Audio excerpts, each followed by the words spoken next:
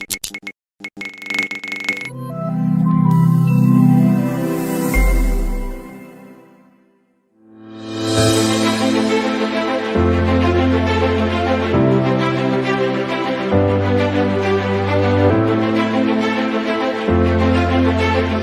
निवेदन हमारी कॉलेज की प्राचार्य madam doctor Deepti Dhimri madam से आज के स्वागत वक्ता।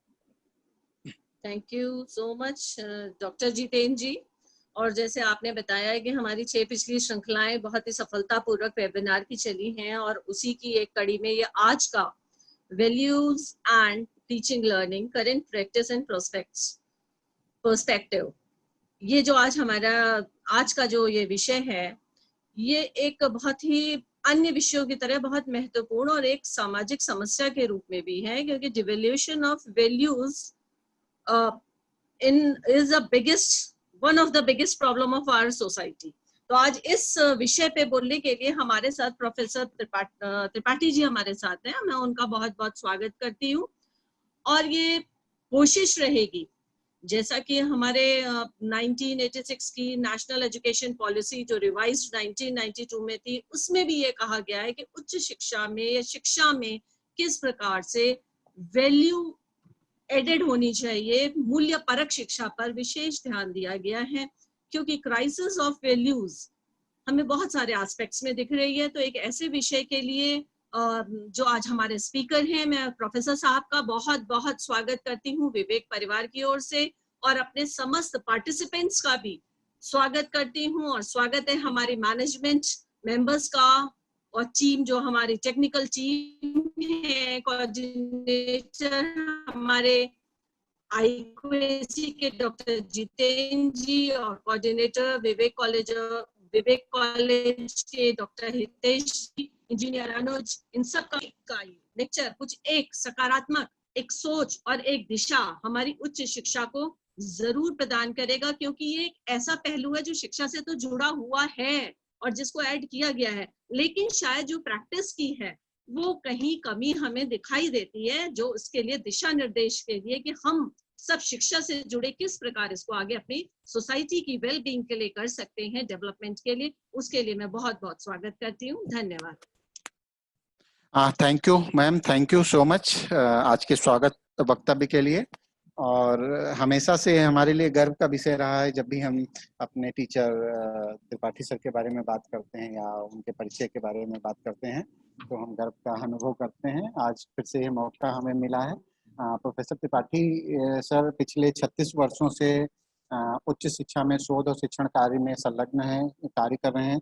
वर्तमान में परीक्षा नियंत्रक, निदेशक दूरस्थ शिक्षा निदेशालय और निदेशक आंतरिक गुणवत्ता आश्वासन कमेटी के निदेशक हैं जैन विश्व भारती विश्वविद्यालय राजस्थान में। आपने 56 किताबें स्पिरिचुअलिटी, सोशल प्रॉब्लम्स, फिलोसफी से रिलेटेड लिखी हैं। 56 वेल नोटेड आप राइटर हैं। लगभग 60 से ज़्यादा आपके रिसर्च पेपर राष्ट्रीय और अंतर्राष्ट्रीय पत्रिकाओं में प्रकाशित हुए हैं। आप रेगुलर लेखक हैं पॉपुलर आर्टिकल्स के, जो विभिन्न न्यूज़पेपरों में, जिसमें विशेष रूप से राजस्थान पत्रिका में 100 से अधिक आपके आर्टिकल पब्लिश हो चुके हैं। आपकी दक्षता शोध में इतनी है कि आप लगभग 22 PhD शोधार्थियों को निर्देशित कर चुके हैं और आपके निर्देशन में वो PhD उपाधि प्राप्त कर चुके हैं सर। शोध की दक्षता के कारण ही आप बरकतुल्लाह विश्वविद्यालय भोपाल में आप DRC शोध समिति के वाह्य विशेषज्ञ के रूप में सदस्य हैं। वर्तमान में आप वेरियस कॉलेजेस की कमेटीज में जो कॉलेज एफिलिएशन के लिए काम करती हैं, उनके विशेषज्ञ के सदस्य के तौर पे, अध्यक्ष के तौर पे काम करते रहे हैं सर। आपने विभिन्न सिलेक्शन कमेटीज, यूनिवर्सिटी विश्वविद्यालय स्तर की सिलेक्शन कमेटीज में विशेषज्ञ के रूप में प्रतिभाग किया है। विशेष रूप से UGC की जो डिस्टेंस एजुकेशन की बॉडी है, आप उसके विशेषज्ञ सदस्य हैं और उसमें समय समय पर अपनी विशेषज्ञता प्रदान करते रहते हैं। और अभी जल्दी ही रिसेंटली ही आपने रिवाइज्ड एक्रीडिएशन फ्रेमवर्क जो NAAC का आया है, जिसमें रिवाइज्ड मैनुअल के तहत हम NAAC इंस्टीट्यूशन कॉलेजेस को NAAC एक्रीडिएट करती है, आपने उसका प्रशिक्षण प्राप्त किया है। और आपने उस टीम के सदस्य हैं जो विभिन्न कॉलेजेस में NAAC पीर टीम के रूप में जाते रहे हैं। आप एक प्रतिष्ठित जर्नल के संपादक भी रहे हैं सर। हमेशा से हम आपको सुनने के लिए हमेशा लालायित रहते हैं। बिना किसी अन्य देरी के मेरा निवेदन आज के प्रमुख वक्ता प्रोफेसर एपी त्रिपाठी सर से आपके सारगर्भित उद्बोधन के लिए। हेलो, हाँ सर, आवाज आ रही है आपकी? हाँ आवाज आ रही है। अज्ञानतिमिरान्धानां ज्ञानाञ्जनशलाकया चक्षुरुन्मीलितं येन तस्मै श्रीगुरवे नमः। तस्मै श्रीगुरवे नमः। तो विवेक कॉलेज ऑफ एजुकेशन की प्रिंसिपल महोदया और इस वेबिनार के कोऑर्डिनेटर डॉक्टर जितेंद्र वर्मा जी तथा बहुत सारे जो ऑडियंस जुड़े हुए हैं, उच्च शिक्षा में टीचिंग लर्निंग के अंतर्गत मूल्यों की स्थापना, मूल्यों की व्यवस्था, इस विषय पर मुझे अपने विचार रखने हैं। तो मैं ये कहना चाहूँगा कि मूलतः जो शिक्षा है, शिक्षा के अंतर्गत ये अपने आप निहित है कि शिक्षा के साथ साथ मूल्य होने चाहिए। जैसे शिक्षा को जब एजुकेशन कहते हैं तो एजुकेशन ए और ड्यूको से बना है। ए का मतलब होता है अपने अंदर की शक्ति को, ड्यूको माने आगे बढ़ाना, अंदर की शक्ति को आगे बढ़ाना। और ये अंदर की शक्ति आगे मूल्यों से ही बढ़ सकती है। तो इसलिए ये कहा जा सकता है कि मूल्य और शिक्षा का बहुत ही गहरा संबंध है। कोई ऐसी शिक्षा जो मूल्य विहीन है वो मूलतः शिक्षा नहीं कही जा सकती। और इस विषय को अधिकृत करके मैं विशेष रूप से बधाई भी देना चाहूँगा कि विवेक कॉलेज ने जो एक महत्वपूर्ण विषय पर ये वेबिनार आयोजित किया है, प्रिंसिपल महोदया डॉक्टर दीप्ति जी का और डॉक्टर जितेंद्र जी का जो इसके कन्वेनर हैं, मैं बहुत बहुत बधाई देना चाहूँगा। और साथ ही साथ आभार व्यक्त करना चाहूँगा कि आपने मुझे इस विषय पर एक वक्ता के रूप में आमंत्रित किया है। और मैं समझता हूँ कि वो शायद इसलिए कि Jain Vishva Bharati institute deemed university Ladnun, जहाँ से मैं संबंधित हूँ, इसकी बुनियाद ही, इसकी स्थापना ही वैल्यू एजुकेशन को लेकर के हुई है, वैल्यूज को लेकर के हुई है। आचार्य श्री तुलसी के मन में जब इसकी स्थापना के पीछे विचार आया तो उनका यही था कि एक ऐसा विश्वविद्यालय होना चाहिए जो वैल्यूज को ध्यान में रख करके हो, मूल्यों को ध्यान में रख करके हो। और उसी को ध्यान में रखते हुए उन्होंने इस विश्वविद्यालय की स्थापना की। और इसीलिए इस विश्वविद्यालय का जो सूत्र वाक्य उन्होंने दिया, प्राणस सारम आयारो, यानी ज्ञान का सार आचार है। The essence of right knowledge is right conduct. The essence of right knowledge is right conduct, यानी ज्ञान का सार आचार है। तो मूलतः आचार को ध्यान में रख करके इस विश्वविद्यालय की स्थापना हुई। और मुझे लगता है कि इस विषय पर मुझे आमंत्रित करते हुए शायद ये पृष्ठभूमि जितेंद्र जी के मन में रही होगी, क्योंकि ये हमारे इस विश्वविद्यालय के बहुत अच्छे सहयोगी रहे। और यहाँ उन्होंने एक, मैं जिसे कह सकता हूँ कि एक हीरा जो यहाँ से हमने गवा दिया, जो चला गया, तो यो कहे कि हम नहीं संभाल पाए, लेकिन उन्होंने जब तक यहाँ रहे तब तक बहुत अच्छे ढंग से असिस्टेंट प्रोफेसर के रूप में, असिस्टेंट डायरेक्टर शोध के रूप में बहुत अच्छे ढंग से संपादित किया कार्य को। और अब विवेक कॉलेज को महिमा मंडित कर रहे हैं, तो मुझे इस बात की बहुत खुशी है। तो इसलिए मैं एक बार पुनः उनको बधाई देना चाहता हूँ इस प्रकार के आयोजन के लिए। तो जहाँ तक शिक्षा की बात है, मैं ये कहना चाहूँगा कि मूलतः शिक्षा के बारे में जब फ्रावेल ने ये कहा कि शिक्षा जो है हमारी अंदर की जो शक्ति है, उस शक्ति को प्रकट करने का एक माध्यम है। तो ये जब अंदर की शक्ति को प्रकट करने का माध्यम शिक्षा है, और विवेकानंद ने भी कुछ ऐसा ही कहा कि जो हमारी सुसुप्त चेतना है, उस सुसुप्त चेतना को जागृत करने का एक उपक्रम है शिक्षा। तो आप देखिए, इसी तरह से गांधी जी ने कहा कि शिक्षा जो है मन, बुद्धि और आत्मा का परिष्कार करने वाली है।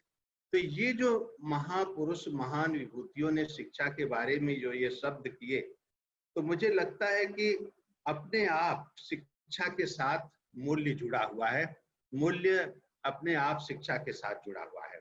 तो अब रही बात ये कि हमें इस विषय पर बात करने की जरूरत क्यों पड़ती है कि बार बार, और जब हम भारत की स्वतंत्र भारत की ओर दृष्टिपात करते हैं, हो सकता है कि बरसों तक हम गुलाम रहे, बरसों तक दास्ता की बेड़ी में जकड़े रहे। और जब हम 15 अगस्त 1947 को आजाद हुए, तो निश्चित रूप से हमारे जो हर क्षेत्र के विशेषज्ञ थे, इस देश के विकास का ताना बाना बुन रहे थे। तो शिक्षा शास्त्री भी शैक्षिक विकास की दृष्टि से भी ताना बाना बुन रहे थे। और इसीलिए आप देखिए कि आजादी के लगभग तुरंत पश्चात ही उच्च शिक्षा के संदर्भ में राधा कृष्णन आयोग की स्थापना हुई।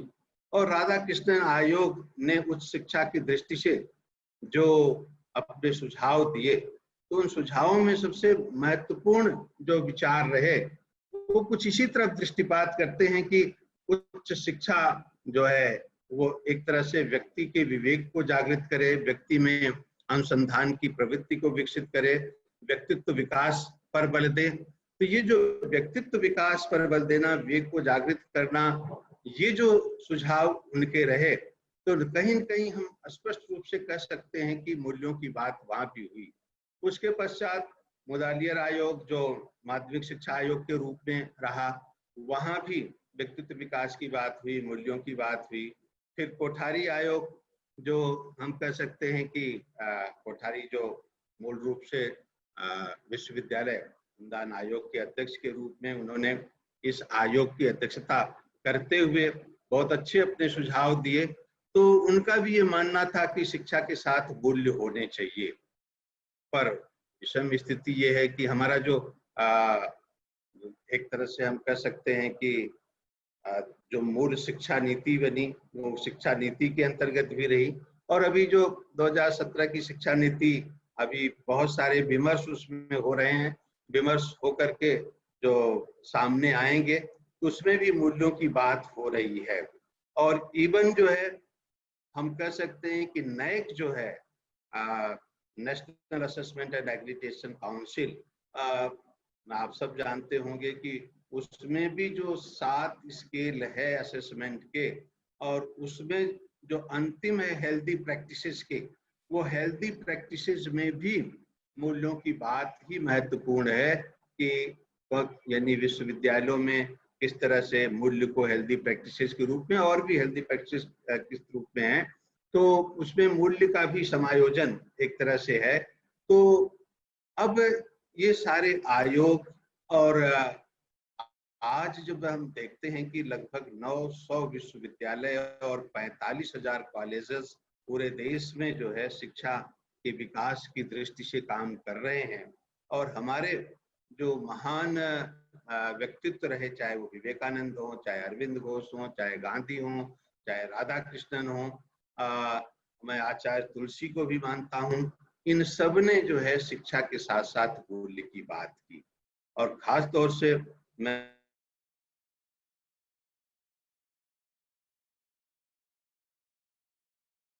राधा कृष्णन को कोट करना चाहूंगा कि राधा कृष्णन ने जो है विशेष रूप से ये बात कही थी कि इस तरह से जो है देखते हैं तो शिक्षा का लक्ष्य ही होना चाहिए जीवन निर्माण। एक तो हम ये कहते हैं कि शिक्षा जीविकोपार्जन के लिए है, तो ठीक है, एक हद तक ये भी सही है कि शिक्षा जीविकोपार्जन के लिए है, क्योंकि अब वो बात नहीं रही जो हमारे प्राचीन ऋषियों महर्षियों ने कही थी कि सा विद्या या विमुक्तये।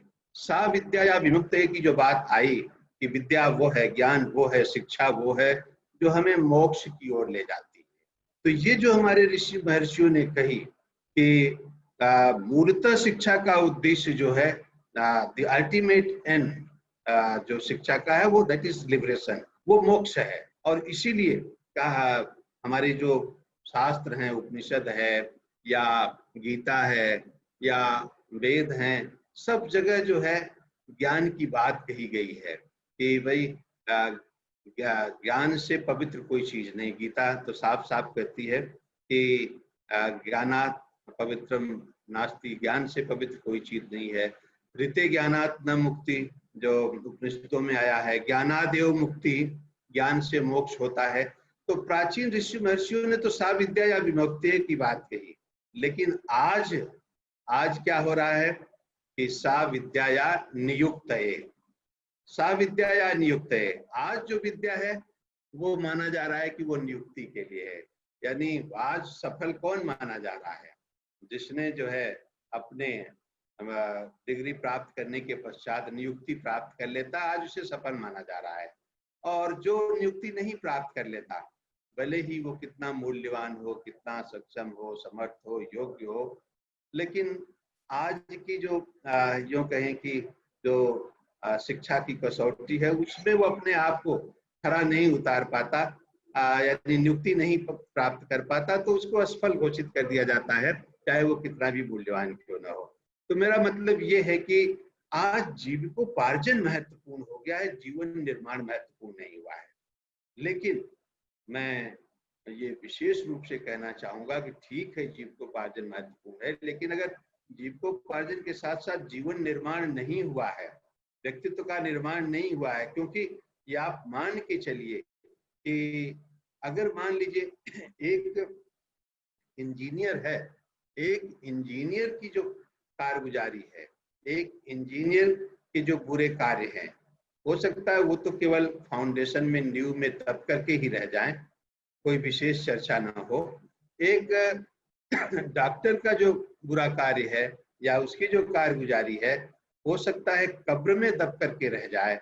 लेकिन मैं ये कहना चाहूंगा कि मित्रों, एक शिक्षक की अगर कोई कारगुजारी होती है तो उससे पूरा राष्ट्र प्रभावित होता है। इसीलिए शिक्षक को राष्ट्र निर्माता कहते हैं, और शिक्षक के लिए बहुत जरूरी है, शिक्षा के लिए बहुत जरूरी है, क्योंकि प्रायः हमारे मनुष्यों ने शिक्षा की जो त्रैक की बात की शिक्षा, शिक्षार्थी और शिक्षक, ये तीनों का जो त्रैक है वो बहुत महत्वपूर्ण है। और तीनों में जो एक आपस में जो सामंजस्य होना भी बहुत जरूरी है। अगर इनमें कोई एक, यानी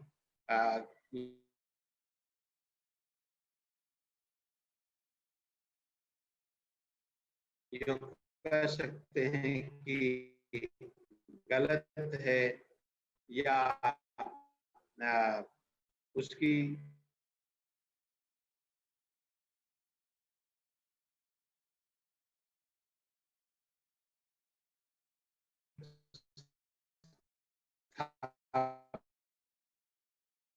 अज्ञान रूपी अंधकार को दूर करने वाला है, और यानी ज्ञान के प्रकाश को प्रकाशित करने वाला है। तभी तो हमारी संस्कृति में शिक्षा का जो विशेष लक्ष्य हम कह सकते हैं कि वो एक तरह से यही है कि असतो मां सतगमय, असतो मां सतगमय और तमसो मां ज्योतिर्गमय, मृत्युर मां अमृतम गमय।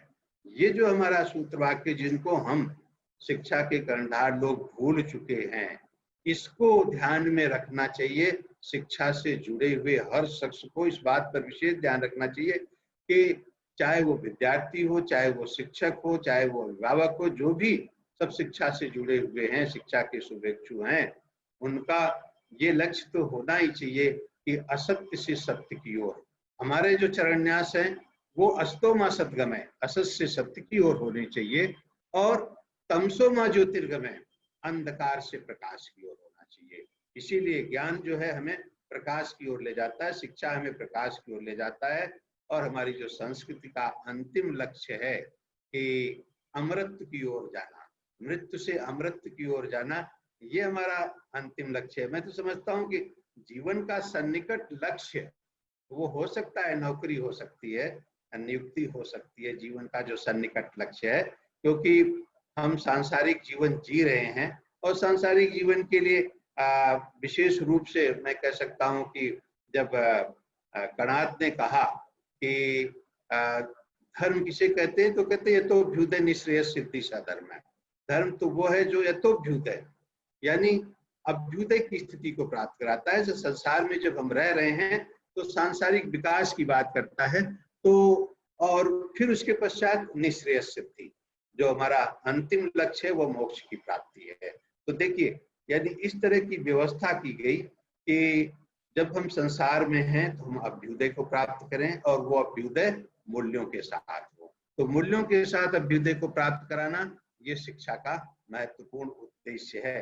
तो अगर हम शिक्षा के महत्वपूर्ण उद्देश्य की पूर्ति करते हैं मूल्यों के साथ शिक्षा की, उसमें शिक्षक भी है, शिक्षार्थी भी है और शिक्षा भी है। अब देखिए, इन तीनों में अगर कोई एक गलत होता है, मान लीजिए शिक्षा का, इसीलिए हम लोग देखते हैं कि नैक में सबसे पहला जो करिकुलम डिजाइन है उस पर विशेष रूप से जोर दिया जाता है। यानी जो शिक्षा है, शिक्षा में क्या क्या पढ़ाना है, किस तरह की चीजें पढ़ानी है, कैसे पढ़ानी है, उसको डिजाइन बहुत अच्छे ढंग से होनी चाहिए। और फिर उसके पश्चात जो है यानी शिक्षक का महत्वपूर्ण दायित्व होता है और फिर शिक्षार्थी का महत्वपूर्ण दायित्व होता है। तीनों में एक तरह से संबंध है। अगर मान लीजिए शिक्षार्थी वो सुपात्र नहीं निकला तो कहीं न कहीं जो है दुष्प्रभाव शिक्षा में आएगा। अगर शिक्षक जो शिक्षा यानी राष्ट्र का कर्णधार माना जाता है, अगर उसमें किसी भी प्रकार की कमी आई तो भी शिक्षा में कोई न कोई कमी अवश्य होगी, यानी अच्छी ढंग से शिक्षा नहीं होगी। इसका मतलब मूल्यों का समावेश इस ट्रैक में होना चाहिए, मूल्यों का समावेश ट्रैक में होना चाहिए। यानी केवल हम ये सोचें कि मूल्य जो है कहने वाली बात है, करने की बात नहीं है, जबकि हम जानते हैं कि मूल्य करने की बात है। आप सत्य को रटते रहिए, आप सत्य की दुहाई देते रहिए, उसका कोई प्रभाव नहीं पड़ने वाला है तब तक जब तक कि सत्य को जीवन में उतारेंगे नहीं, सत्य को इम्प्लीमेंट नहीं करेंगे। क्यों? मैं उदाहरण देना चाहूंगा कि सत्य के रूप में हरिश्चंद्र का नाम क्यों प्रसिद्ध है, सत्यवादी हरिश्चंद्र क्यों प्रसिद्ध हुए, और सत्यवादी युधिष्ठिर। महाभारत के उस प्रसंग की ओर ले जाना चाहूंगा कि जब गुरु द्रोण सेनापति के रूप में सामने थे और 5 दिन तक पांडव उनका कुछ भी नहीं बिगाड़ सके, तो ये हुआ कि अगर गुरु द्रोण को रास्ते से नहीं हटाएंगे तो ये धर्म युद्ध को विजय प्राप्त नहीं कर पाएंगे। तो कैसे, फिर कैसे हटाना है, किस तरह से हटाना है? तो भीम ने जो है, सभी जानते होंगे कि भीम ने किस तरह से द्रोण नामक एक अश्वत्थामा नामक एक हाथी की हत्या कर दी और फिर आकर के अश्वत्थामा हतो की बात किया। तो कृष्ण ने कहा तुम्हारी बात का विश्वास कौन करेगा? अर्जुन ने कहा मैं कहता हूँ, नकुल ने कहा मैं कहता हूँ, सहदेव ने कहा मैं कहता हूँ। कृष्ण ने कहा तुम्हारी बात का विश्वास नहीं होगा। ये सत्यवादी युधिष्ठिर अगर बोलता है तो द्रोणाचार्य विश्वास करेंगे, अन्यथा नहीं करेंगे। तो मित्रों, मैं ये कहना चाहूंगा कि ये मूल्य व्यक्ति की विश्वास को जागृत करते हैं।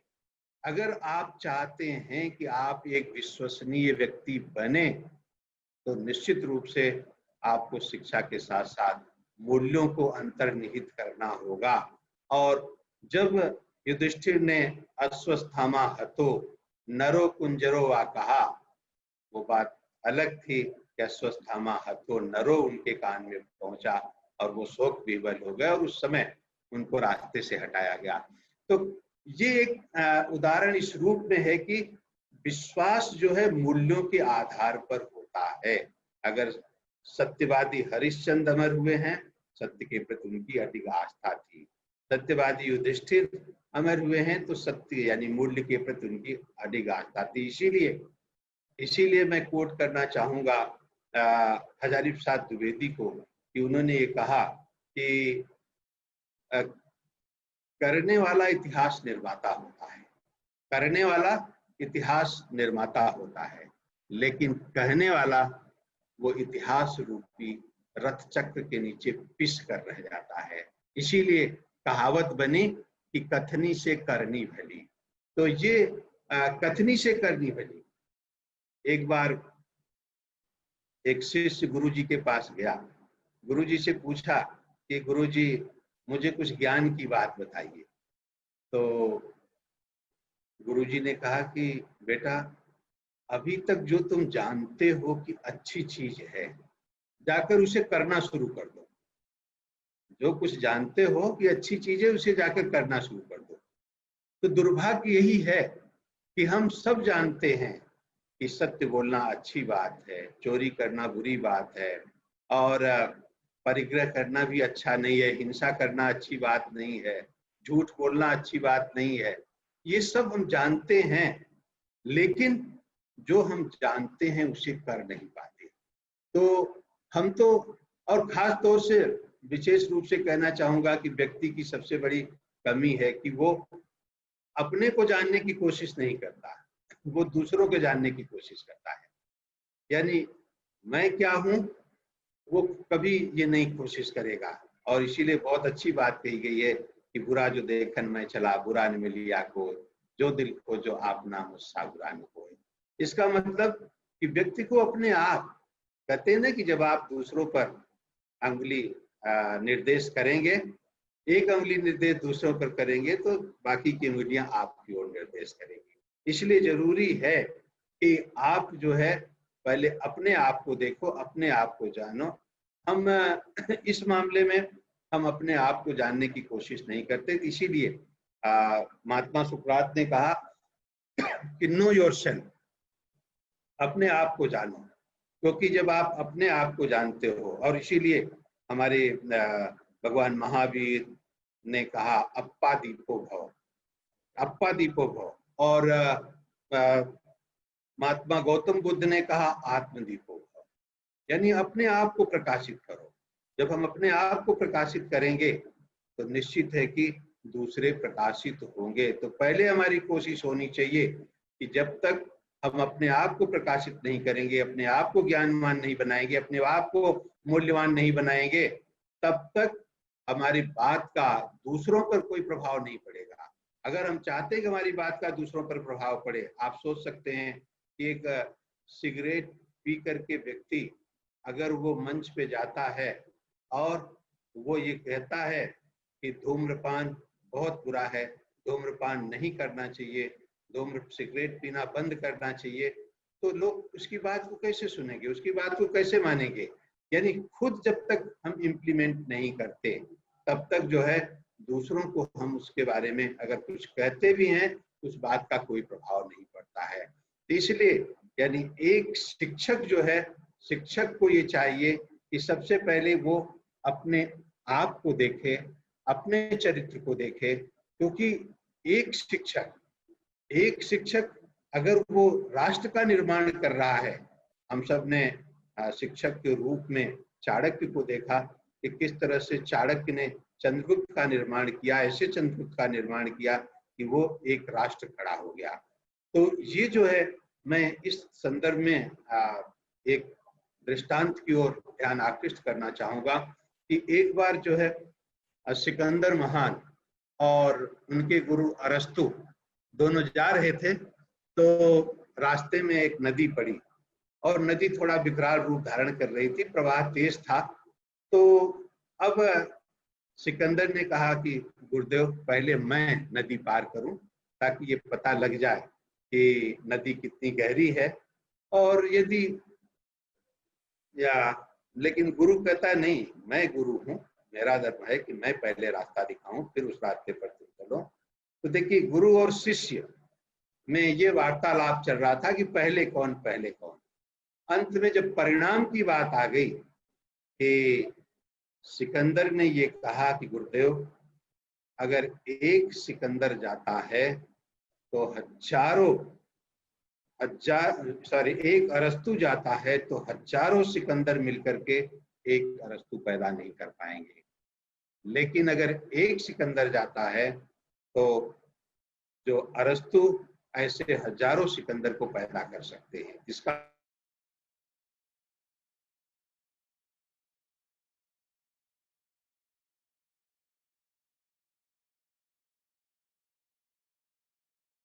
का मतलब कि गुरु का जीवन श्रेष्ठ है, गुरु का रहना श्रेष्ठ है।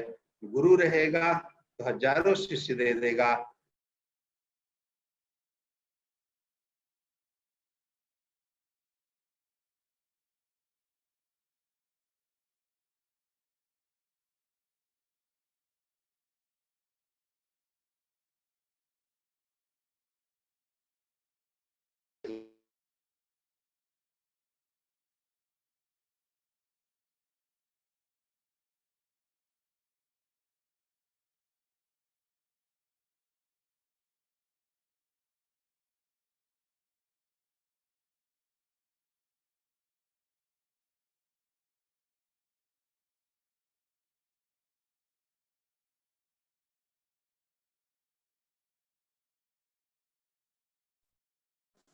हेलो, हाँ हाँ जी, तेरी आवाज आ रही है?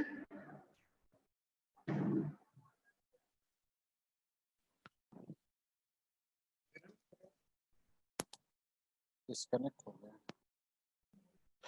हेलो हेलो, हाँ सर, आवाज आ रही है सर, आवाज आ रही है सर आपकी सर। हाँ हाँ सर।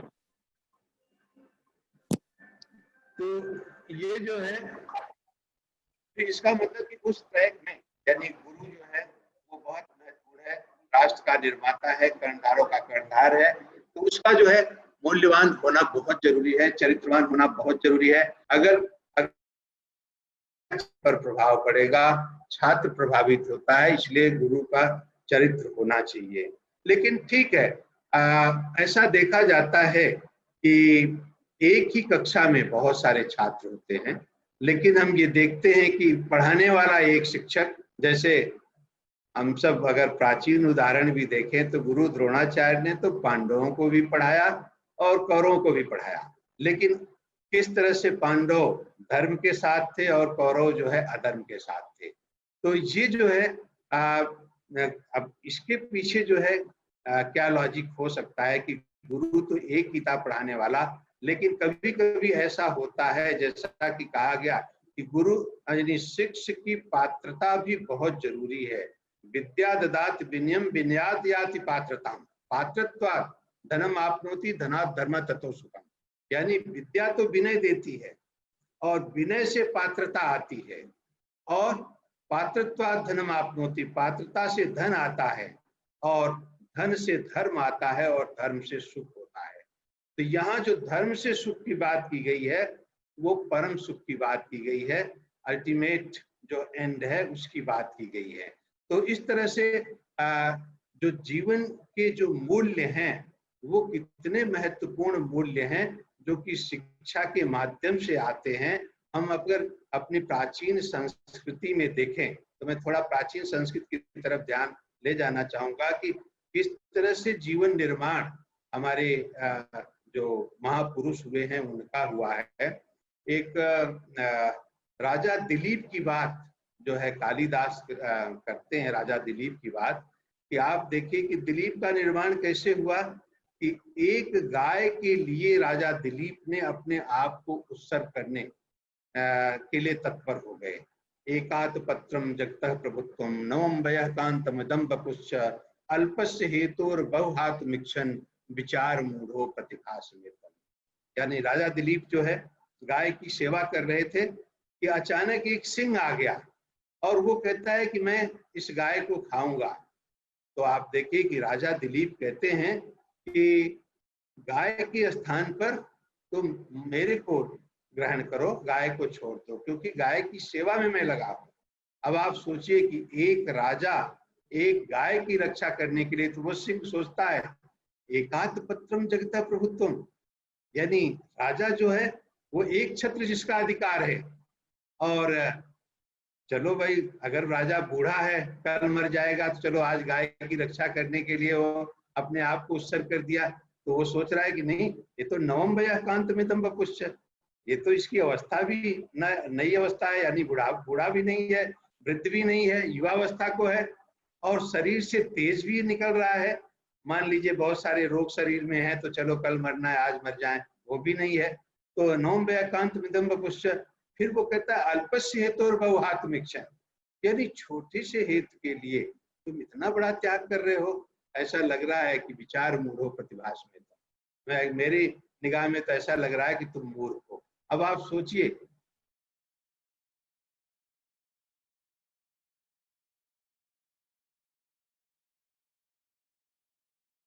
कि जो लग रहा है किसी दूसरे की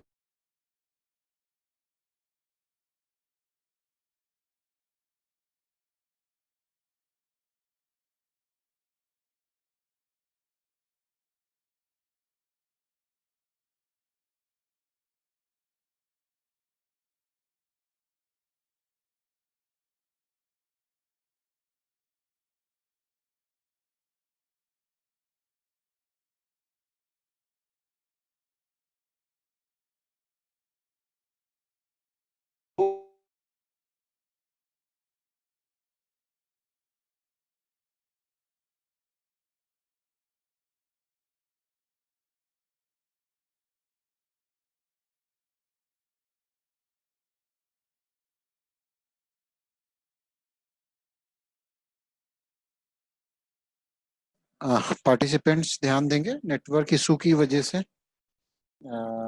डिस्कनेक्ट हो गए सर। हाँ, फिर से जुड़ गए हमारे साथ सर। हाँ, ये डिस्कनेक्ट हो रहा है बीच में। तो इस तरह से हम देखते हैं कि किस तरह से मूल्यों की रक्षा करने के लिए हमारे इन महान व्यक्तियों ने, आप देखिए कि मैं उदाहरण देना चाहूंगा लक्ष्मण का, कि एक भाई की सेवा करने के लिए 14 वर्ष तक, ठीक है पिता की आज्ञा राम के लिए थी, लेकिन लक्ष्मण ने एक भाई की सेवा करने के लिए किस तरह से 14 वर्ष तक वनवास, यानी पत्नी का वियोग, उर्मिला का वियोग। तो ये जो जीवन निर्माण की गाथाएं हमारे प्राचीन शास्त्रों में देखने को मिलती है, जीवन निर्माण की गाथाएं, मुझे लगता है कि आधुनिक शिक्षा में इस तरह की जीवन निर्माण की बात कभी देखने को मिलती है कि जहां राज्य के लिए दो भाई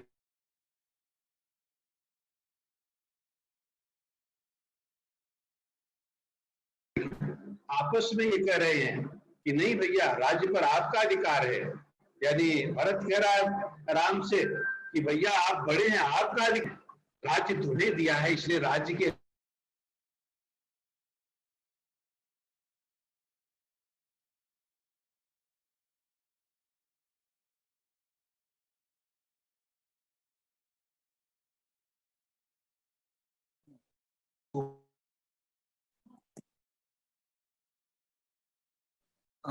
कुछ नेटवर्क प्रॉब्लम चल रही है, मैं फिक्स कर रहा हूँ, उसको ठीक करने की कोशिश कर रहा हूँ। पार्टिसिपेंट्स सभी जुड़े रहें।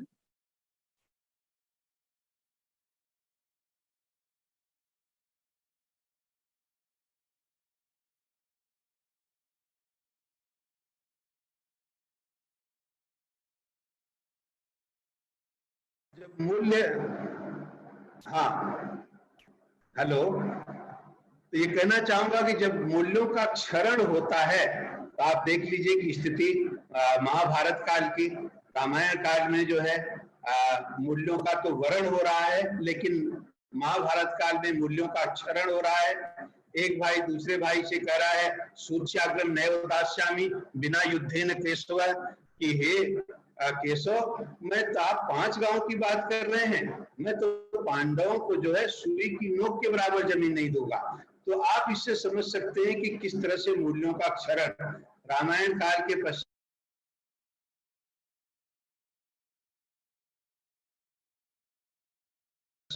महाभारत काल में मूल्यों का क्षरण कैसे हुआ, और आज की स्थिति में जो मूल्यों का क्षरण हो रहा है वो किस तरह से जो है एक अपने पुत्र की हत्या कर रहा है, पुत्र पिता की हत्या, वो धन के लिए, संपत्ति के लिए। आज जो मूल्यों का क्षरण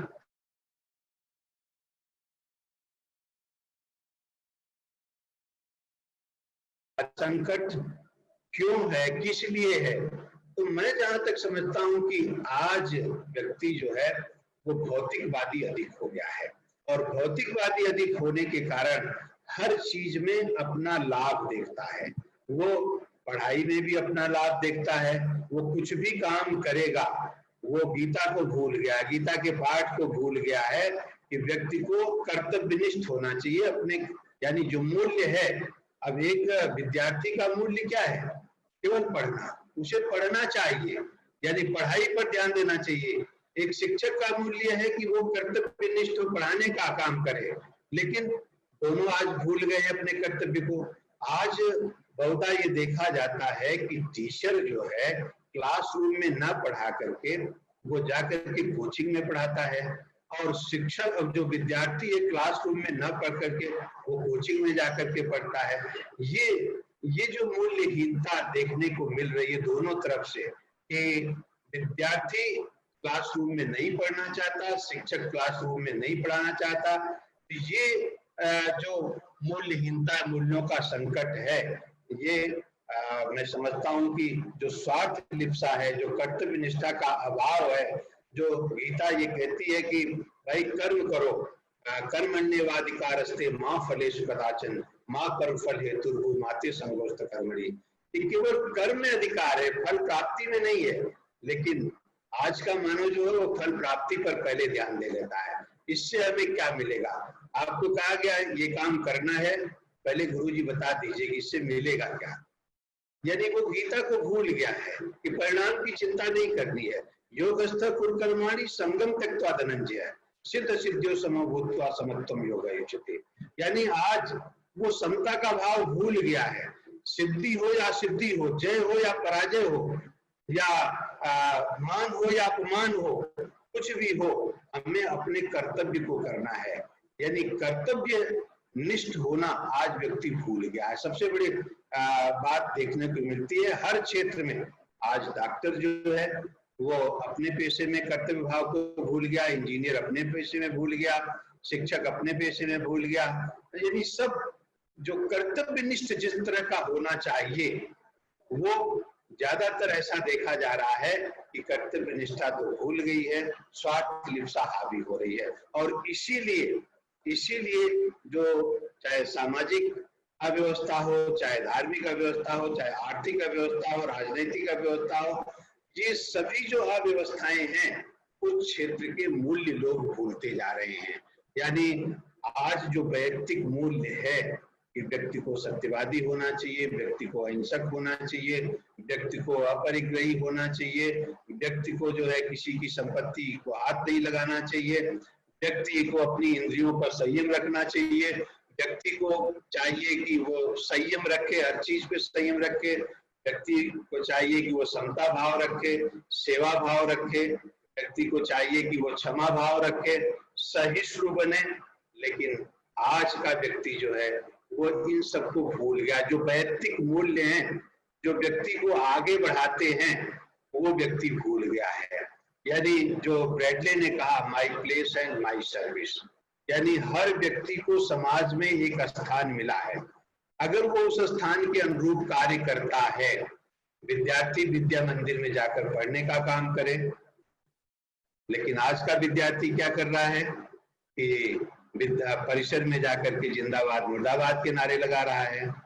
इसी तरह से शिक्षक का काम है कि वो विद्या मंदिर में जाकर के पढ़ाने का काम करे, लेकिन बहुत सारे शिक्षक दलगत राजनीति की बात कर रहे हैं।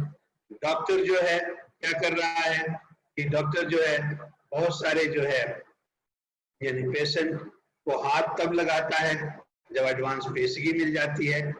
और इसी तरह से जैसा मैंने कहा कि इंजीनियर बिल्डिंग बनाता है और वो बिल्डिंग धराशायी हो जाती है, जानलेवा हो जाती है। तो ये जो विभिन्न क्षेत्रों के लोग जब उनका चरित्र जो है पतित होता है तो निश्चित है कि उस क्षेत्र की व्यवस्थाएं गड़बड़ाएंगी और इससे राष्ट्र पतन की ओर जाता है। लेकिन मैं आज की स्थिति में जो हमारे कोरोना वॉरियर्स हैं, मैं उनके लिए कहना चाहूंगा कि मुझे लगता है कि उन्होंने पूरी तरह से चरित्र निष्ठा की ट्रेनिंग ली है। चरित्र निष्ठ होकर के, एक निष्ठ होकर के वो अपने कर्तव्य के पथ पर अग्रसर हैं। वो हमें प्रेरणा दे रहे हैं कि निश्चित रूप से किस तरह से कोरोना जैसी महामारी में मूल्यों की निष्ठा रखते हुए, चरित्र की निष्ठा रखते हुए, कर्तव्य की निष्ठा रखते हुए हमें अपने काम करने हैं, चुपचाप अपने काम करने हैं, मौन मुख अपने काम करने हैं। दुनिया क्या कह रही है हमें उस पर दृष्टिपात नहीं करना है। तो मैं ये कहना चाहूंगा कि वो हमारे प्रेरणा स्रोत बन गए हैं। चाहे आज वो डॉक्टर हों, चाहे जो पुलिस सेवा में लोग हों, चाहे सफाई कर्मी जो हैं कोरोना वॉरियर्स के रूप में काम कर रहे हैं, तो जो भी कोरोना वॉरियर्स के रूप में काम कर रहे हैं, आवश्यक सर्विसेज में जो काम कर रहे हैं, वो हमारे लिए प्रेरणा स्रोत है। हमें उनको देखना चाहिए कि वो किस तरह से, उनको कुछ भी उनका स्वार्थ नहीं है, केवल उनके लिए देश जो है महत्वपूर्ण है, उनके लिए राष्ट्र महत्वपूर्ण है, और राष्ट्र पे जो ये विपदा आई है उस विपदा को किस तरह से वो उसका निवारण कर सकते हैं।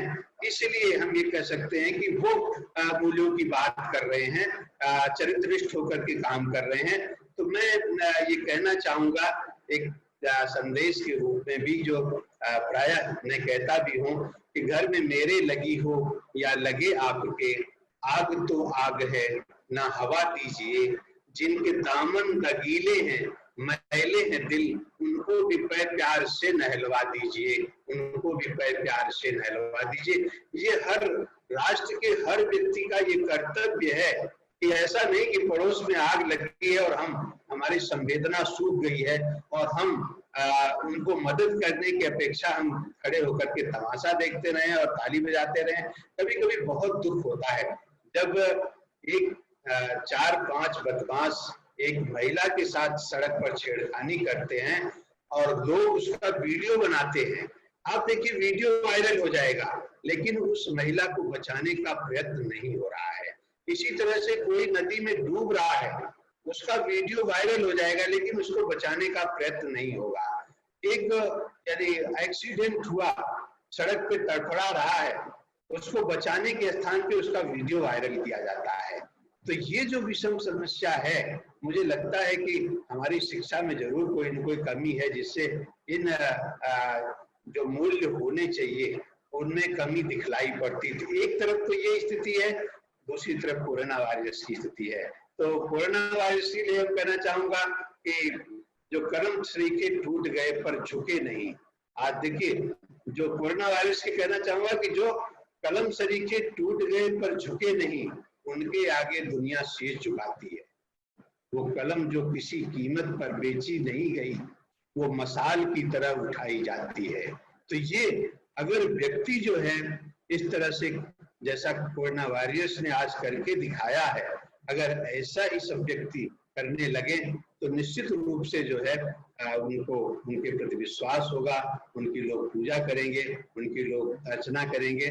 तो जो मूल्य हैं जीवन की, जो थाती हैं, चाहे वो समाज के मूल्य हैं, चाहे व्यक्ति के मूल्य हैं, चाहे राजनीतिक मूल्य हैं, चाहे आर्थिक मूल्य हैं। अब आप देखिए आज क्योंकि आर्थिक मूल्य पतित होता है तो हर क्षेत्र पतित होता है। आर्थिक मूल्य जैसे कहा गया कि अगर अपरिग्रह व्रत जो है वो अपनाना चाहिए, और सबसे बड़ी बात इच्छा परिमाण होना चाहिए, यानी इच्छाओं पर अंकुश होना चाहिए। अगर इच्छाओं पर अंकुश नहीं है तो आप ये मान के चलिए कि आप कहते हैं ना कि एक इच्छा की पूर्ति हुई, दूसरी इच्छा हो गई, तीसरी इच्छा हो गई, चौथी, एक की पूर्ति से जो है वो इच्छाएं बढ़ती जाती हैं। न जातु कामः कामानाम उपभोगेन साम्यते हविषा कृष्ण वर्तमेव अभ्यु एवाभिवर्तते। आप देखिए कि अगर आप अग्नि में घी डालते जाइए और आप सोचिए कि अग्नि शांत होगी, तो कभी नहीं शांत होगी। और इसी तरह से अगर व्यक्ति अपनी इच्छाओं की पूर्ति करता जाए, आज उसने इच्छा की साइकिल चाहिए, मिल गई, कल इच्छा कर ली स्कूटर चाहिए, मिल गई, परसों उसकी इच्छा हो गई अब मोटरसाइकिल चाहिए, फिर उसकी हो गई कि 4 व्हीलर में मुझे ऑल्टो चाहिए, अरे फिर स्विफ्ट डिजायर चाहिए, फिर उसके पश्चात तो अम्बाला कार चाहिए, फिर एक के बाद एक इच्छाएं बढ़ती जाती है, फिर हेलीकॉप्टर चाहिए और अपने लिए स्पेशल यान चाहिए। तो ये एक इच्छा की पूर्ति से इच्छाएं बढ़ती जाती हैं, और यही सबसे बड़ा भ्रष्टाचार का कारण है, सबसे बड़ा भ्रष्टाचार का कारण है। तो मैं तो ये चाहूंगा कि ऐसा मतलब नहीं कह सकते कि आधुनिक शिक्षा में मूल्यवान व्यक्ति, चरित्रवान व्यक्ति, चरित्रनिष्ठ व्यक्ति नहीं पैदा हो रहे हैं। मैं तो एक IAS ऑफिसर चंद्रकला, और मैं समझता हूँ कि शायद बिजनौर में भी कलेक्टर रही हैं चंद्रकला, वो भी हमारी शिक्षा से ही उपजी हुई महिला। और खास तौर से जब वो बुलंदशहर में कलेक्टर थी तो यूट्यूब पे जब उनका वीडियो आया है तो हमने देखा है कि वो कितना कर्तव्यनिष्ठ महिला कि अपने उस क्षेत्र से भ्रष्टाचार को मिटाने की पूरी कोशिश की, वो भी आज की शिक्षा की देन है। तो हम ये नहीं कह सकते कि हमारी शिक्षा में दोष है, बस ये है कि शिक्षा में मूल्यों की बात भी खूब कही गई है, शिक्षा में जीवन निर्माण की भी बात खूब कही गई है, शिक्षा में मानवीय संबंध की भी बात की गई है, लेकिन फिर भी मानवीय संबंध, वो रामायण का जो मानवीय संबंध आज क्यों नहीं हो पा रहा है? व्यक्ति जो है आदर्श पिता, आदर्श पुत्र, आदर्श भाई, आदर्श पति, आदर्श पत्नी के रूप में क्यों नहीं समाज में आ पा रहा है? कुछ ना कुछ कमी है। लेकिन फिर भी हम ये कह सकते हैं कि हमारी जो आधुनिक शिक्षा में भी मूल्यों की बात जो है, लेकिन ये व्यक्ति के ऊपर वही डिपेंड करता है कि व्यक्ति जो है उन चीजों को जीवन में कैसे चरितार्थ कर रहा है, किस रूप में स्वीकार कर रहा है, किस रूप में अंगीकार कर रहा है, ये व्यक्ति के ऊपर भी बहुत कुछ निर्भर करता है। कभी कभी कह सकते हैं ना कि सारी चीजें तो दी हुई हैं, सब कुछ है व्यक्ति के सामने, लेकिन व्यक्ति में अगर उत्साह नहीं है तो निश्चित रूप से वो तो भूखा मरेगा ही मरेगा। उसके सामने सारी चीज रखी हुई है, लेकिन वो सोच रहा है कि मेरे मुंह में डाल दे, तो अगर वो मुंह में डालने की अपेक्षा कर रहा है तो भूखा मरेगा ही मरेगा। तो इसलिए सब कुछ हमारी शिक्षा पद्धति में है, ये दोष हमारे में है कि हम उस शिक्षा पद्धति से क्यों नहीं ले पा रहे हैं, क्यों हम उसको प्राप्त नहीं कर पा रहे हैं। लेने वाले ले रहे हैं, लेने वाले लेकर के जो है अच्छे पदों पर प्रतिष्ठित हो रहे हैं, पदों पर प्रतिष्ठित होने के साथ साथ वो अपने चरित्र निष्ठा के साथ अपने पद की गरिमा को भी बढ़ा रहे हैं। तो इसलिए मैं समझता हूं कि हमारी कोशिश जो है यही होनी चाहिए कि हम शिक्षा के जो मूल्य हैं उन मूल्यों को जीवन में उतारने की कोशिश करें। ये नहीं देखें कि दूसरा जब मूल्यों को उतारेगा, पड़ोसी जब उतारेगा, आसपास के लोग जीवन में उतारेंगे, क्योंकि बहुत सही कहा गया है, चैरिटी बिगिंस होम, शुरुआत तो हमें अपने से करनी चाहिए। हम सुधरेंगे, जग सुधरेगा, हम बदलेंगे, जग बदलेगा। बदलाव की शुरुआत अपने से होनी चाहिए, मूल्यों को जीवन में उतारने की शुरुआत अपने से होनी चाहिए। जब हम शुरुआत करें तब हम अपेक्षा करें कि हमारे परिवार के लोग सुधरें, हमारे पड़ोस के लोग सुधरें, हमारे समाज के लोग सुधरें, हमारे जिले के लोग सुधरें, हमारे प्रांत के लोग सुधरें और हमारा राष्ट्र के लोग सुधरें। लेकिन अगर हम ये सोचेंगे कि पहले राष्ट्र सुधरे तब हम सुधरेंगे तो वो नहीं हो सकता। इसलिए मुझे याद आता है आचार्य तुलसी की वो पंक्ति कि सुधरे व्यक्ति समाज व्यक्ति से, राष्ट्र स्वयं सुधरेगा। कि पहले व्यक्ति में सुधार होना चाहिए, फिर समाज में सुधार होगा, फिर राष्ट्र में सुधार होगा। इसलिए हम आज की इस वेबिनार के वक्तव्य से इसी निहितार्थ पर, इसी फलितार्थ पर पहुंचते हैं कि पहले हम मूल्यों को अपने जीवन में उतारने की शुरुआत करें, स्वयं चरित्रनिष्ठ बने, दूसरों को चरित्रनिष्ठ बनने की प्रेरणा दें। क्योंकि मैं विशेष रूप से इसी बात के साथ कहना चाहूंगा कि बाधाओं से लड़ना सीखो, बाधाओं से लड़ना सीखो, कांटों पर पग धरना सीखो, तम हरना है, कुछ करना है, दीपक सम जलना सीखो, दीपक सम जलना सीखो। तो दीपक की तरह यानी बाधाओं से लड़ना सीखो। मित्रों, हमारे सामने, हमारे देश के सामने बहुत बड़ी बाधा आई है, बहुत बड़ा संकट आया है। ये कोविड-19 का संकट बहुत बड़ा संकट है और अभी भी जो स्थिति है और भी संकट के दरवाजे पर हम खड़े हैं। तो बाधाओं से, इस बाधाओं से लड़ना सीखना है और उसके लिए कांटों पर पग धरना सीखो, यानी मार्ग कंटका कीर्ण हो तो भी हमें आगे बढ़ना है। और अगर हम इसको समाप्त कर, तम हरना है, अगर इस अंधकार को हरना है, इस कोरोना को हरना है तो तम हरना है, तो कुछ करना सीखो और दीपक समझलना सीखो। जैसे दीपक जो है स्वयं जलता है तभी प्रकाश देता है, तो ये सही मायने में तो मूल्य हमें उस दीपक से सीखना चाहिए। वो दीपक हमारे प्रकृति की जो चीज है कि वृक्ष कबहु नहीं फल बके, नदी न संचय नीर, परमारथ के कारण साधन धरा शरीर। ये वृक्ष अपना फल कभी नहीं खाता, नदी अपना पानी नहीं पीती, तो हमें इनसे प्रेरणा लेकर के दूसरों के लिए उपयोग। दोनों दिया है, गूगल की भी दिया, वो भी दिया। मुझे लगता है इस समय हो रहा है, तो मैं अंत में विशेष रूप से आभार व्यक्त करना चाहूंगा कि ये जो विवेक कॉलेज है, जिन्होंने बहुत अच्छा, और पता लगा कि ये छठा वेबिनार है, यानी आपकी जो कर्मठता है, आपकी जो कार्यशीलता है, यानी वर्क इज वर्शिप, कार्य ही पूजा है, यानी इसको लेकर के आप आगे बढ़ रहे हैं। और ये छठा जो आपका वेबिनार है, और इस छठे वेबिनार में आपने मुझे याद किया, मुझे अवसर दिया आप सबसे ये रूबरू होने का और अपने विचार व्यक्त करने का और अपने वाणी को शेयर करने का। तो मैं अपनी तरफ से हृदय से आपके प्रति आभार व्यक्त करना चाहता हूँ। विवेक कॉलेज की जो प्रिंसिपल महोदया हैं, उनके प्रति विशेष रूप से आभार, मैनेजमेंट के प्रति आभार, और विशेष आभार जो है मेरे प्रिय डॉक्टर जितेंद्र जी के प्रति, उन्होंने मुझे याद किया, विस्मरण नहीं किया है। तो बहुत बहुत आभार, धन्यवाद। वाणी को विराम। थैंक यू सर, बड़ा ही नॉलेजेबल और बड़ा ही डीप आपने व्याख्यान दिया है सर। और वो कमेंट सेक्शन में हमें दिख भी रहा है जिस तरीके से लोग अपनी फीलिंग्स को लिख रहे हैं। थोड़ा सा कुछ नेटवर्क प्रॉब्लम है सर के यहाँ से, इसलिए बीच बीच में थोड़ा वॉइस का ग्लिचिंग हुआ है, लेकिन पार्टिसिपेंट सभी ध्यान देंगे। फीडबैक लिंक शेयर कर रहे हैं चैट सेक्शन में, आप वहां से फीडबैक भर सकते हैं, ये जरूरी है आपके सर्टिफिकेट के लिए। तो आप फीडबैक लिंक भरें। यूट्यूब पार्टिसिपेंट्स, यूट्यूब के चैट सेक्शन में लिंक है, आप वहां भी क्या कहते हैं देख सकते हैं। सर आपने लगभग जो हमारे पास सवाल हमारे क्वेश्चन आंसर कॉलम में आ रहे थे उनको लगभग शामिल कर लिया है, और थोड़ा सा टेक्नोलॉजिकल प्रॉब्लम है, शायद हम लाइव सवाल ना ले पाए। कुछ एक आधा सवाल है जो हम उसमें से देख रहे हैं कि आपके साथ साझा करें। सवाल क्या सर, आपके विचार जानना चाहेंगे उस पर कि ऑनलाइन टीचिंग में सर वैल्यूज कहाँ एग्जिस्ट करती हैं। मैं नाम पढ़ता हूँ किसने सवाल पूछा है। अंबिका मिश्रा ने पूछा है कि ऑनलाइन टीचिंग में हम वैल्यूज को कितना शामिल कर पाएंगे। सर अगर आप इस पे अपने विचार 1-2 मिनट में।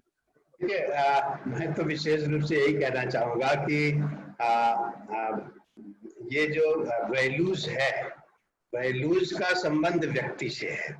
वैल्यूज का संबंध जो है किसी टेक्नोलॉजी से नहीं है, वैल्यूज व्यक्ति से है। देखिए ऑनलाइन मान लीजिए एग्जाम देना है, 1 घंटे का एग्जाम है या ऑनलाइन टीचिंग है, बहुत तेरा देखा जाता है। बच्चे हमारे यहाँ भी ऑनलाइन पढ़ाई होती है, तो कुछ बच्चे जो है वो अपना सब कुछ कान में लगा के सो जाते हैं।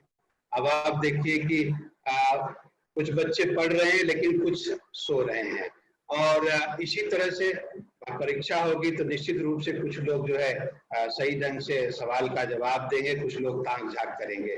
तो ये व्यक्ति के ऊपर डिपेंड करता है, व्यक्ति कैसा है, किस तरह का है।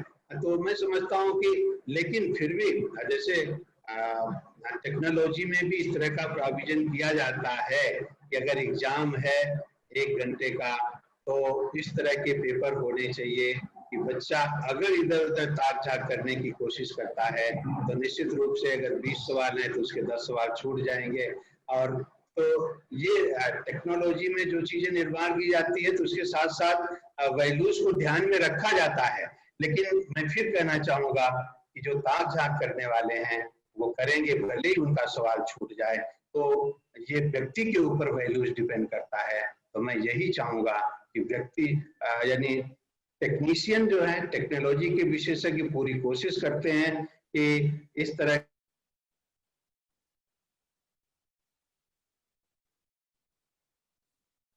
के पाठ्यक्रम हो, पाठ्य सामग्री हो कि विद्यार्थी को जैसे नींद नहीं है, लेकिन अगर फिर भी कोई सोता है तो इस तरह की कोशिश होती है कि बच्चा अगर नकल करता है तो उसके सवाल छूटेंगे, इसलिए वो नकल ना कर पाए।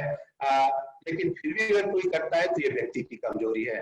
तो जो टेक्नोलॉजी के विशेषज्ञ हैं पूरी तरह से ध्यान रखते हैं कि ऑनलाइन कोई चीज करने जा रहे हैं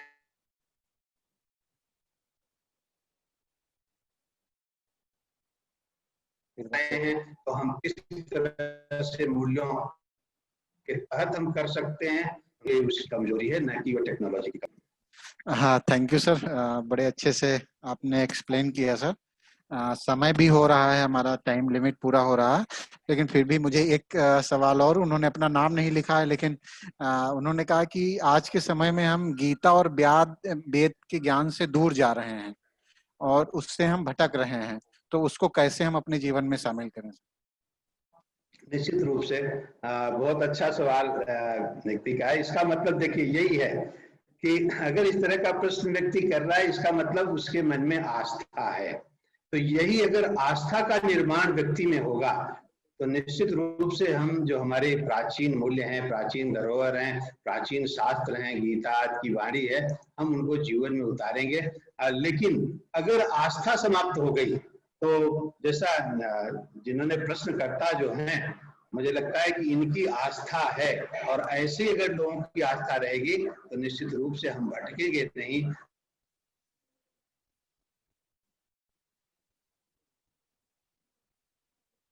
हाँ, अगर हमने आस्था खो दिया अनाथ मूल्यों के प्रति, प्राचीन वाणी के प्रति, तो निष्ठा को न मरने दें, मन में जो अपनी आस्था है उसको न मरने दें, तो निश्चित रूप से हम अपने प्राचीन धरोहर का सम्मान। Thank you sir, thank you.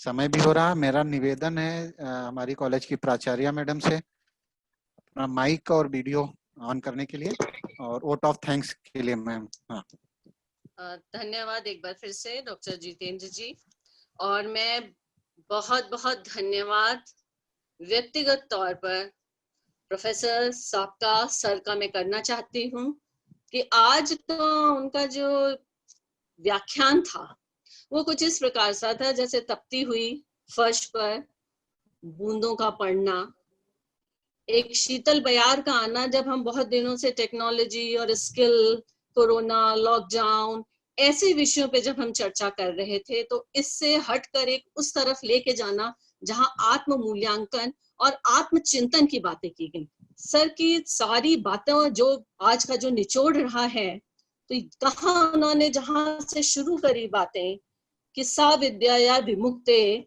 जो हमारे देश की जो प्राचीन सब शिक्षा थी, एंशियंट एजुकेशन, जो वैदिक एजुकेशन में उन्होंने बताया कि उसका अल्टीमेट एम मोक्ष था, जो बौद्ध काल में बुद्धिस्ट एजुकेशन में जो निर्वाण के रूप में सामने आए, के रूप में सामने आई, कॉलेज की देन है, आज हमारे ब्रिटिशर्स की जो देन है, जो कहीं ना कहीं उसकी छाप है, जहां वैल्यूज को रखते हुए भी हम आज वैल्यूज से भटक रहे हैं। तो अंत में सब कुछ पाने के बाद भी लोग स्पिरिचुअल लेक्चर्स और श्री रवि जी के लेक्चर्स को सुनना, सदगुरु जी को जाना, ये बताता है कि आज भी मानव मोक्ष के तरफ जाने को तत्पर है, इतना सब कुछ करने के बाद भी। क्यों? क्योंकि तब शिक्षा का मुख्य उद्देश्य, जैसे सर ने बताया, मुक्ति थी, और हमारे वेद ही जो ज्ञान के भंडार थे, जो बताते थे कि जीवन निर्माण की बातें करते थे, जो धर्म के पे आधारित शिक्षा थी। लेकिन धर्म क्या सिखाता है? जैसे सर ने बताया, धर्म जीवन जीने का तरीका सिखाता है, एक अनुशासन देता है कि हाउ टू लिव। और हमारे जो वैदिक एजुकेशन, तो यहाँ एजुकेशन सिस्टम भारत में तभी हो गया था पैदा जबकि दुनिया में सभ्यता और संस्कृति जन्म ले रही थी, हमारा एजुकेशन सिस्टम यहाँ सेटअप हो चुका था। तो उसमें भी इन्हीं बातों को, मूल्य को रखा गया। किसी भी समय की अगर शिक्षा को, जैसे सर ने बताया, अगर हम देखेंगे तो उसमें शिक्षा का मुख्य उद्देश्य जो रहा है, वो एक उसमें से मुख्य उद्देश्य हमारा चारित्रिक विकास रहा है। और चारित्रिक विकास क्या है? सर ने बहुत अच्छे से बताया कि मूल्य की शिक्षा ही चारित्रिक विकास है। और हमारे जब देश आजाद हुआ, सर ने बताया, जैसे विश्वविद्यालय आयोग राधा कृष्णन जी का बना, सबसे पहले शिक्षा पे ही ध्यान गया, फिर हमारा मुदालियर माध्यमिक आया, फिर शिक्षा आयोग, कोठारी आयोग आया। इसमें सब में ही मूल्य की बातें कही गई। और अब आधुनिक युग में जब हम बात करते हैं नैक की, तो वो भी 7 क्राइटेरियाज में सबसे ज्यादा जो इंपॉर्टेंस दे रहा है हर जगह, चाहे करिकुलम हो, चाहे लास्ट क्राइटेरिया हो, वो हमारे वैल्यू बेस्ड, वैल्यूज को सबसे ज्यादा ध्यान दे रहा है। और शिक्षा का मुख्य उद्देश्य, जैसा सर ने हमें बताया, कि एक उत्तम नागरिक का निर्माण करना है। अगर शिक्षा ने एक उत्तम नागरिक का निर्माण कर दिया, जैसे चर्चा में सर ने बताया, तो वो उत्तम डॉक्टर ही बनेगा, वो उत्तम इंजीनियर बनेगा, उत्तम प्रशासक बनेगा, उत्तम शिक्षक बनेगा और उत्तम एंटरप्रेन्योर बनेगा, एक उत्तम ही बिजनेसमैन बनेगा। तो बात यहाँ पे ये नहीं है, जैसे एक प्रश्न आया तो सर ने भी बोला भाई वैल्यू कोई एक ऐसी चीज नहीं है कि हम इस जगह इसको इस्तेमाल कैसे करें और कैसे ना करें। सर ने बहुत ही खुले हुए स्पष्ट शब्दों में हमें समझा दिया है कि एक नैसर्गिक गुण की तरह हमारे अंदर विकसित होना चाहिए और शिक्षा एक साधन है इस मूल्य को हमारे अंदर अंदर एकदम से डेवलप करने के लिए, विकसित करने के लिए। क्योंकि शिक्षा का उन्होंने बताया एडुकेटम, एडुसियर, एडुकेयर, ये सब क्या है जो हमारी अंतर्निहित शक्तियों को बाहर निकालता है। तो सर इतनी सारी बातें, इतनी ज्ञान की बातें और इतने कम समय में जो आपने हम सबको बताई, और एक विशेष बात जो आपने कही कथनी और करनी, मूल्य शिक्षा में कथनी और करनी पर हमें विशेष ध्यान देना होगा। ये सिर्फ चर्चाओं व्याख्यानों से नहीं होगा, ये हमारे व्यवहार में परिलक्षित होना चाहिए कि किस प्रकार से हम अपने को मूल्यवान बनाते हैं। और अब कोई भी शिक्षा, सर ने शुरुआत में कही, अगर वो मूल्य विहीन है, मूल्य अपने आप में बताता है किसी भी चीज का मूल्य, अगर शिक्षा में मूल्य नहीं है तो वो शिक्षा नहीं है, कुछ और है। एक बार हमें सोचना होगा। और व्यक्ति अगर मूल्य विहीन है तो वो शिक्षित नहीं है। एक बार फिर से देखना होगा कि उसने क्या प्राप्त किया था। शिक्षा के रूप में कुछ छदम, कुछ चीज प्राप्त करके वो आया है, जो शिक्षा तो निश्चित तौर पे नहीं हो सकती है। धन्यवाद है सर का बहुत बहुत कि उन्होंने हमें इस तरह एक ज्ञान दिखाया कि ये कोरोना संकट, जिस समय सबसे ज्यादा जो हमारे धर्म के 10 लक्षण बताए गए हैं और जो हम आदर्शवाद में हमारी संस्कृति, सभ्यता, शिक्षा हमारी चलती रही है, उसमें भी जो है सहयोग, परोपकार, प्रेम, ये सब चीजें हमें ध्यान रखनी होगी। और एक शिक्षक और शिक्षा से जुड़े होने के से ये हमारा दायित्व और बढ़ जाता है कि हम आपकी बातों को ध्यान में रखें। एक बार वैल्यूज आ जाएंगे तो ये नहीं है कि ऑनलाइन शिक्षा में हम मूल्य को कैसे प्रयोग करें, अरे वो तो एक हमारा स्वभाव हो जाएगा, एक हमारा गुण हो जाएगा। ये सर ने बहुत अच्छे से हमें समझा दिया है। तो सर बहुत बहुत धन्यवाद आपका। और हम आशा करते हैं कि जब जब हम मार्ग में भटकेंगे, और होता है जब हम लोग अपने ट्रैक से आउट ऑफ ट्रैक होंगे, तो हमें जरूरत पड़ती है ऐसे मूल्यवान, ऐसे ज्ञानवान, जहां हमारे तीसरा नेत्र, जो ज्ञान का नेत्र है, खोलने के लिए आप जैसे गुरुओं की और शिक्षकों की आपका बहुत बहुत धन्यवाद। आपका फिर से हम सानिध्य चाहेंगे और धन्यवाद देना चाहूंगी मैनेजमेंट का, सभी पार्टिसिपेंट्स का, रितेश जी का पुनः से। और जैसा हमको प्रोफेसर साहब ने बताया कि उनका एक अनमोल रत्न जो हमारे साथ है, जो हीरा है, जो कह रहे हम संभाल नहीं पाए, पर सर आपको पता है कोहिनूर का इतिहास बताता है कि आप बहुत मूल्यवान रत्नों को संभाल के नहीं रख सकते हैं, क्योंकि उनकी तो नियति ही इधर से उधर होता है। उन्हें हर जगह जाके उन्हें क्या करना है, अपने ज्ञान का प्रचार प्रसार करना है। तो thank you so much doctor Jitendra ji, एक बार सबका दिल से पुनः पुनः स्वागत, दोबारा मिलने की आशा के साथ धन्यवाद। Thank you ma'am. एक बार सर का विशेष रूप से आभार, उन्होंने हमारे निवेदन को स्वीकार किया और हमारे एक छोटे से निवेदन पे आज ऑनलाइन हमारे साथ जुड़े। सर का सुनना हमेशा हमारे लिए गर्व की बात रहती है और हमेशा हम सीखते रहे हैं सर के साथ में, आगे भी इसी आशा के साथ में कि हम सर के साथ में सीखते रहेंगे। और सर आज के लेक्चर के बारे में अगर हम बात करें तो जूम पे हमारे साथ शुरू से आखिरी तक 500 लोग जुड़े हुए थे और लगभग 500 से ज्यादा हमारे साथ यूट्यूब लाइव पे जुड़े हुए थे। 1000 के आसपास हम फीडबैक रिसीव कर चुके हैं सर, और लगातार आ रहे हैं फीडबैक, फॉर्म पे फीडबैक। सर इससे इस बात का पता चलता है कि आज ने किस सारगर्भित उद्बोधन से हम लोग लाभान्वित हुए हैं सर। विशेष रूप से आपका आभार sir, thank you so much. सभी टेक्निकल टीम का, हमारे मैनेजमेंट अमित सर का, चेयरमैन सर का, दीपक सर का, डीके अग्रवाल सर का विशेष रूप से आभार, जिनकी ऊर्जा से हम इस तरीके के कार्यक्रम आयोजित कर पाते हैं सर। सर आपका विशेष रूप से फिर से आभार, thank you so much sir.